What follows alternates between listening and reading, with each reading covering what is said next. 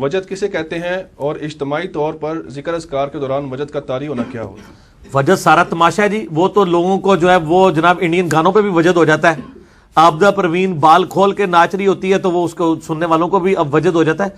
یہ پیورلی ایک scientific phenomena ہے. اس کو کہتے ہیں ریزوننس, اردو میں گمک کہتے ہیں. آپ نے پڑھی ہوئی ایف ایس سی میں, جنہوں نے فزکس پڑھی ہوئی ہے نا, ان کو ریزوننس کا پتہ ہے. ریزوننس یہ ہوتا ہے کہ اگر آپ کے دماغ کی فریکوینسی کسی دوسری فریکوینسی سے میچ کر جائے تو ایمپلیٹیوڈ بڑھ جاتا ہے. اسی لیے فوجی جب پل کے اوپر سے گزرتے ہیں نا, وہ پریڈ نہیں کریں گے. کیوں جی؟ ڈاکٹر صاحب بیٹھے ہیں میتھمیٹیشین, انہوں نے پتا ہے اس گل کا. کیوں جی؟ اسی ہے ریزوننس ہی کہتے ہیں نا اس کو. اچھا منوی آندی ہے تھوڑی بہت میتھ. اچھا کیونکہ آپ تو میتھمیٹیشین ہے اور ہم اپلائیڈ میتھمیٹکس, انجینئر جو ہے وہ اپلائیڈ میتھمیٹکس کو لے کے چل رہا ہوتا ہے. فوجیوں کو کہا جاتا ہے کہ آپ نے پل کے اوپر اکٹھی مارچ نہیں کرنی, کیونکہ اگر وہ فوجیوں کے مارچ کی فریکوینسی اس کی نیچرل فریکوینسی کے ساتھ میچ کر گئی پل کے, تو پول اینجنٹ کرے گا, پھر تو مارچ روک دیتے ہیں. یہ ریزوننس جو ہے نا, یہ جو وجد آتا ہے نا جن لوگوں کو, یہ بالکل صحیح آتا ہے. یہ ٹوٹلی سائنٹیفک فنومینا ہے. اس کا دین سے کوئی تعلق نہیں, ورنہ تو ہندوؤں کو وجد آئی نہ صرف مسلمانوں کو آئے. چونکہ آپ کے پاس مسلمانوں کی وجد آتا ہے, آپ سمجھتے ہیں صرف مسلمانوں کو ہی آتا ہے. نہیں, غیر مسلموں کو بھی آتا ہے, گوروں کو بھی آتا ہے, کرنٹ بھی لگتا ہے. وہ کرنٹ شاہ بھی چل رہے ہیں. اس کی کوئی اسلام میں حیثیت نہیں ہے. اجتماعی ذکر جو ہے نا, وہ اگر قرآن کا ذکر ہو رہا ہو, یعنی اجتماعی محفل, جو صحیح مسلم میں حدیث ہے کہ جہاں لوگ قرآن کی تدریس کے لیے اکٹھے ہوتے ہیں تو ان کے سروں سے لے کے اوپر تک فرشتے ڈھانپ لیتے ہیں, یہ تو ٹھیک ہے. یہ جو ضربوں زبوں والا ذکر ہے نا, اس کی تو کوئی اصل ہی نہیں. میرا تو ایک یوٹیوب پہ کلپ لاکھوں لوگ دیکھ چکے ہیں. کیا اللہ کا ذکر ثابت ہے؟ میں نے یہ چیلنج دیا ہے کہ نبی علیہ السلام نے صرف اللہ کے نام کے اوپر کبھی ذکر تعلیم نہیں فرمایا, ہمیشہ ایٹریبیوٹس کے ساتھ ہے. یا سبحان اللہ ہوگا, یا الحمدللہ ہوگا, یا لا الہ الا اللہ ہوگا, یا اللہ اکبر ہوگا, یا لا حول ولا قوت الا باللہ ہوگا. صرف اللہ اللہ اللہ یہ ہے ہی نہیں ہے. یہ کوئی ذکر, کیونکہ یہ کوئی جملہ ہی نہ مکمل ہو رہا. سبحان اللہ کہیں گے تو پاکی اللہ کے لیے جملہ مکمل ہوا, اللہ اللہ بس جملہ ہی مکمل نہیں ہوا. آپ نے اللہ کی کیا تعریف کی؟ یا آپ کہیں الحمدللہ, تمام تعریفیں اللہ کے لیے, جملہ مکمل ہو گیا. اللہ اکبر, بڑائی اللہ کے لیے, جملہ مکمل ہو گیا.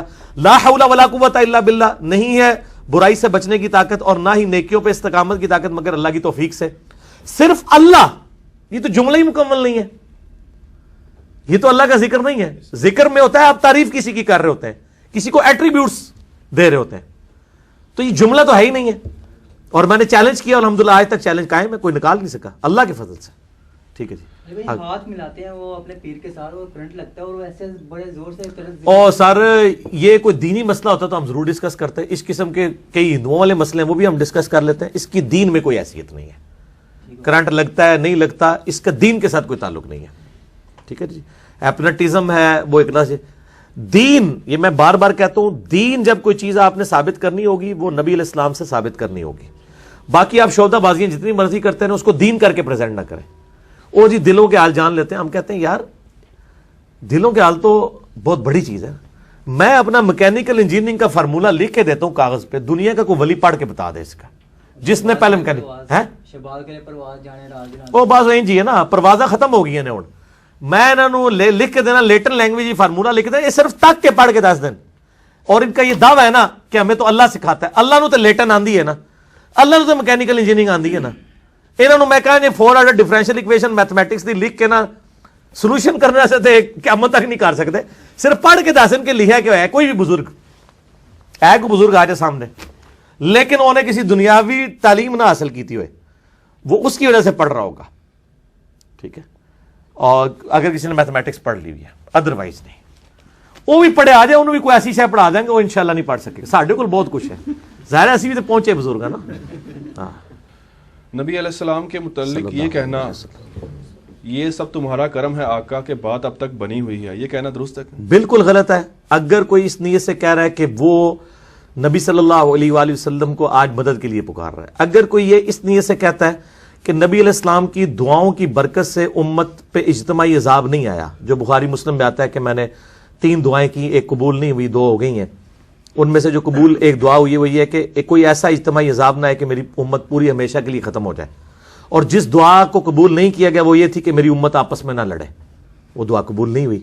اس سے یہ بات پتہ چلی کہ اللہ تعالیٰ کسی کی دعا کا پابند نہیں ہے, نبی کی دعا بھی ایسی ہو سکتی ہے جو قبول نہ ہو، اللہ کی مرضی ہے نا، اللہ پہ تو کوئی کسی کی دوست نہیں ہے.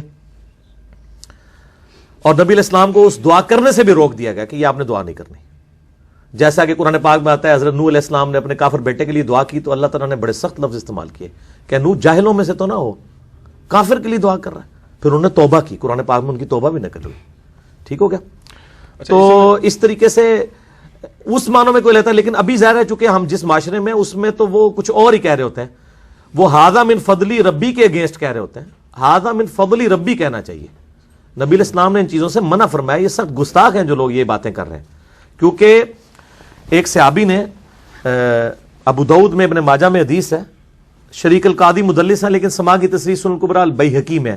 ایک صحابی نے آپ علیہ السلام کو سجدہ کیا، آپ نے فرمایا سر اٹھائیے کیا کر رہا ہے؟ ان کا میں نے کوفے میں لوگوں کو ہیرا نامی شہر میں دیکھا کہ وہ اپنے سردار کو سجدہ کرتے ہیں، ہم نے بہتر سمجھا کہ آپ کو کرے. آپ نے فرمایا صلی اللہ علیہ وآلہ وسلم اگر میں سجدہ جائز سمجھتا تو بیویوں سے کہتا کہ اپنے خاوندوں کو سجدہ کریں اس حق کے سبب جو اللہ نے ان کو دیا ہے. اور اس میں یہ بھی الفاظ ہیں جب میں فوت ہو جاؤں گا تو میری قبر سے گزرو گے، کیا قبر پہ بھی سجدہ کرو گے؟ ان کا نہیں. تو فرمایا مجھے کیوں کر رہے ہو؟ آپ علیہ السلام کو انہوں نے آگے سے مطلب یہ تو نہیں کہا عشق کے چلے نمبر لائے گئے عقل والے اونجے ہی عمرہ گالیاں. ٹھیک ہے نا جی. وہ آگے سے کہہ سکتا تھا کہ حضرت آدم کو بھی تو سجدہ کیا تھا فرشتوں نے، یا رسول اللہ کیا ہوا اگر آپ کو کر لیا؟ آج کا بندہ ہوتا تو یہ آرگومنٹس رکھتا. احمد بریلوی صاحب نے شعر کہا ہے، سر سوئے روزہ جھکا پھر تجھ کو کیا، دل تھا ساجد نچ دیا پھر تجھ کو کیا. وہ کہتے ہیں میں نے جو نبی علیہ السلام کے روزہ مبارک پہ سر جھکایا ہے، تجھے کیا تکلیف ہے؟ تیرے سامنے تو میں نے سر جھکایا، دل سے تو میں سجدہ بھی کر رہا تھا. بڑا چنگا کام کیتے اللہ دے بندیا. ظلم ہے یار. ایک طرف احمد صاحب بریلوی صاحب خود کتاب لکھ رہے ہیں کہ سجدہ تعظیمی حرام ہے. فقہ حنفی میں آپ کو پتا 2 موقف ہیں. کچھ حنفی علماء سجدہ تعظیمی کے قائل ہیں تو ان کے خلاف کتاب لکھی احمد بریلوی صاحب نے کہ نہیں یہ ابو داؤد ابن ماجہ کی حدیث کے تحت سجدہ تعظیمی حرام ہے. دوسری طرف کہتے ہیں سر سوئے روزہ جھکا پھر تجھ کو کیا، دل تا ساجد نچ دیا پھر تجھ کو کیا.